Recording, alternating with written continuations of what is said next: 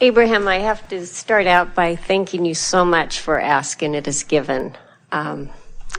I always imagine that it should be hovering on my stack of books because I really don't think of it as a book. It's just like a power source. So thank you very much. Well, you all are asking. Yeah. That's how that book comes about. Yes. Yeah, incredible gift. In you talking about, and I love your analogy of going from Phoenix to Yuma, trying to get to San Diego and turning around going back to Phoenix. I think of us leaving Source originally, and in a way, it's like that's what we're doing. Why do we leave to embody a physical, a material existence when we come from all that is, and we're in vibrational harmony with that on whatever level of existence that is? And well, that's the key, physical. isn't it? In other words, it's hard to, from your physical perspective, understand anything other than what is physical.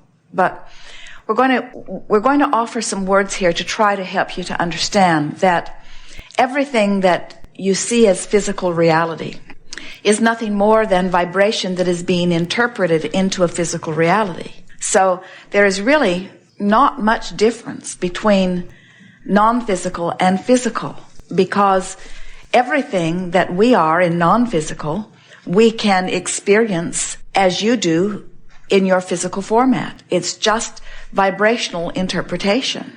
Esther noticed as she visited with her father after he made his transition from his physical form back into non-physical form. His description of what he was doing and his life experience let Esther understand that he was still interpreting his life through the format that she understands here in the physical form. In other words, he was joyful and he was having lovely experiences, but he was describing places, not non-places. He was describing people and faces, not energy. He was describing things in a similar way that he would have been describing if he had been sitting across the room from Esther. And it made Esther realize that wherever you are having an experience that must be understood through some framework. And whatever framework it is you are understanding it through is the reality that you are living. So in our effort to help you to understand the differences between the physical life that you live, which you understand pretty well, and the non-physical part of you, it's very difficult to even make that distinction without causing some sort of separation or distortion in your minds. Do you have laws, do you have like spiritual laws at that level that are like our laws here of manifestation and allowing, and also like our physical laws of whatever, gravity, thermodynamics? I mean, well, there are definitely vibrational universal laws, not gravity in the sense that we are on a sphere as you are, but certainly the universal laws such as law of attraction. But most of what you mean as laws are means to control one another, and most laws are orchestrated or written from the perspective of disconnection, from the non-physical point of view that we hold, where we know our power and we understand not only our own power but the power of everyone else. There is no desire or attempt at controlling one another. We trust law of attraction to do all of that. Yeah, I wasn't really talking about, I'm just trying to get a sense of your plane. Well, the best way to get a sense of what it's like for us is to get joyful and let us flow through you. Mm-hmm. That really is what we're trying to say to you. We are not separate from you unless you're an ornery toad. In other words, in your orneriness, you separate yourself from us, but we are not separate from you. Mm-hmm. In your unhappiness, you separate yourself from us, but we are not separate from you. And so everything that you would consider to be the best of life, we're right there. Mm-hmm. Yeah, everything is perceptual. There is no reality other than that which is perceptual. That is the most powerful thing that we want you to hear. We're looking at you to make sure you write that down. I did. There is no reality other than what is perceived. And the reality that is perceived has to be tinged, if you will, by the perceiver that is perceiving them. And so the non-physical part of you is a joyful, expansive, open, free-flying, loving, knowing, secure, understanding own worthiness being. And when you're looking through those eyes, it's a bright, beautiful world.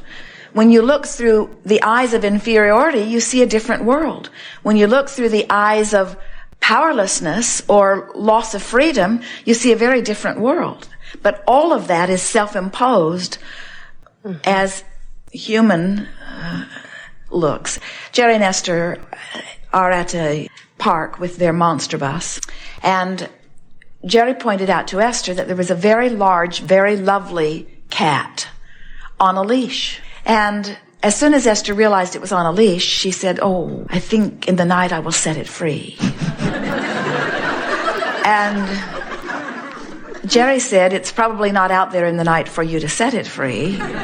And then Esther thought about how she would feel if she had a very lovely cat that she was trying to keep in her own life and someone set it free. And of course she was not really planning on setting it free, but she just longed for it to be set free. And then she watched the cat, and the cat was really not yanking at the end of its chain as Esther would have if she were the cat chained. The cat seemed to understand its limits and would run very, very fast, almost to the end of its chain, and it would stop and look around as if to say to Esther and Jerry, "I know how long this rope is." And we want to say to Esther that the cat certainly has the potential of making itself miserable at the end of this chain, but it is not making itself miserable. In other words, Esther is superimposing how she would feel if she were on a leash over how the cat feels. And the cat feels differently on the leash than Esther would feel on the leash. It's just not possible to step into someone else's perspective and understand it. And that's the trouble with trying to understand what is non-physical through your physical eyes. Mm-hmm. There just aren't enough words. And it seems that every word we offer conjures some sort of picture that causes human to make an even greater distortion of their understanding than was there before. I get that. Yeah. So try to feel what your inner being feels like. Mm-hmm. That is the truest sense of what non-physical is like. Non-physical is clearly an experience, and it is absolutely a feeling. Mm-hmm. And it feels like expansion and freedom and love and joy. And it is an extremely interesting experience. But you cannot accurately, and here is the answer to the question that we know you are asking. You cannot accurately define what it's like to be non-physical unless you are including the physical in the explanation. Because we see through your eyes, we smell through your nose, we experience through you. You are the leading edge of that which we are, you see. How does the manifestation and creation of all of, what you could call small wants, like material this and that, or a bigger material this and that, how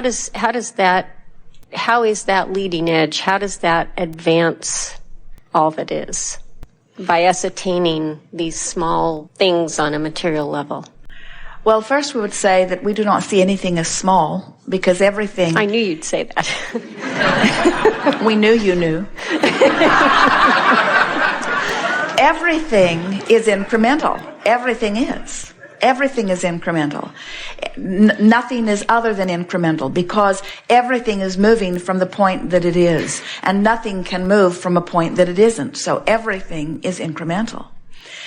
The small things, the material things, are not the main event. It is the exposure to experience and the subsequent improvement in experience. The things are just the staging or the enhancement of the experience, and they are representative of the vibration. But it is the experience that life is really all about.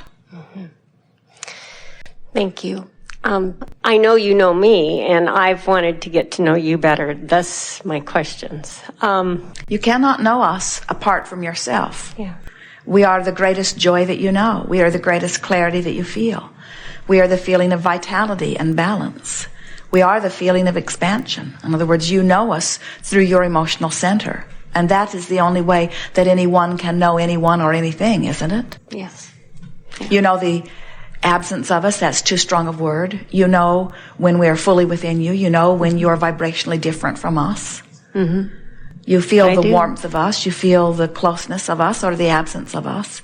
Let it be the feeling experience that it is meant to be. That's why your emotions guide you, not your thoughts, not your brain, not some meter. Your emotions. Well, that actually leads to my personal question, which is 2.5 years ago, I put everything in storage, sold my home. I've been renting space in a friend's home to minimize my monthly expenditures so I could recreate my life to become more of the solution rather than the problem as I saw it in working in corporate America. And not so much that, not so much on the negative side, but just to live what's in here that wants out, so to speak. And I've always felt in my gut, I've always felt guidance, and I feel it very much on a personal level and a spiritual level. But in terms of my path forward, I'm no clearer today than I was 2.5 years ago. Well, that's because you're trying to run away and join the circus rather than change the vibration within you, which allows you to perceive your world in a clearer way. We have a question or two just to sort of get things into an easier to begin place, and then we'll proceed as far as you want to go with this. Now, you've got the sense of what we're talking about that which is physical being the leading edge of that which is non-physical. So, do you think that there are any inner beings involved in what you call corporate America? Yes, of course. Of course. In other words, it's illogical to think that anything could be happening without the support and sustenance and flowing of source energy. So, it may be that in the way you are seeing corporate America, that the leading edge extensions of this non-physical energy might be co-creating with one another in a way that they've pinched themselves off and are not personally allowing themselves to be consciously connected with source energy. Yes. But it isn't the endeavor or the activity or the place or the action. It's not that action journey, it's the emotional journey that you're having right along with it. We see some of the most fulfilling, exciting beings on your planet right smack dab in the middle of corporate America. In other words, their juices are really flowing. There's a lot being called through them. In other words, you could be in any phase of life or in any avocation, and you can be open and allowing who you are to flow through you, or you could have it pinched off. And we really do not think that the place that you are standing has anything to do with whether you're pinched off or not. We think it's your attitudinal response to it.